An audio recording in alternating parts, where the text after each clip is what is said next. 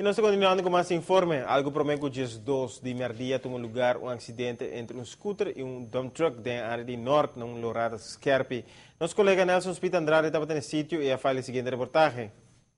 El colega lang no está aquí den hora lang más o menos 19:30 de mainta awe jaluna e nós sabem aqui den área de norte net para bouw die ex-veld nacional para uma desgraça entre um brommer e um truck. Essa aqui está net arriba subida por vai direção Montserrat. Aqui motociclista, ali um scooter, esse aqui é um pouco perigoso também e uma outra pessoa com um truck a nanga topa outro.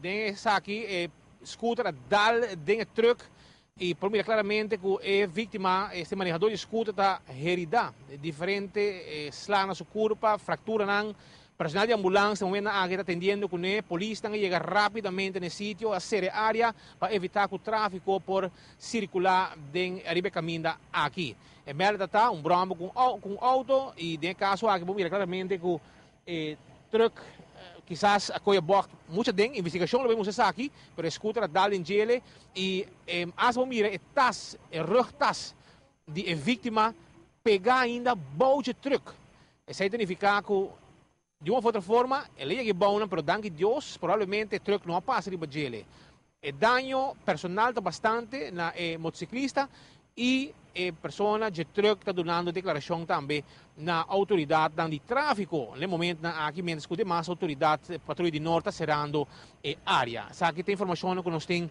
para nós televidente não relacionado com desgraça, está estabilizando o paciente no momento na aqui passina transportele. Golpe não via mais está bastante. Aqui vamos mirar scooter MFA 638 e dump truck 569, tá? E dois veículos lá envolvidos dengue desgraça aqui. Original Vidal, diretamente voor die área de Noord, para de veld, ex-veld nacional, aan midden naar Spita Andrade, para a TV. Back para o studio. Aí estava depois nosso colega Spita Andrade, durante o dia reportando durante o acidente. Está uma súplica para a turma automobilista para correr de maneira responsável e para ter cautela hora de lora na qualquer virada. E súplica aqui, mestre, agora considerar cada momento que uma pessoa decide subir caia. No último dia, por a nota que tem vários acidentes que estão tomando lugar para o motivo aqui está queda na cada pessoa para procurar para a própria segurança e de outro riba caminho.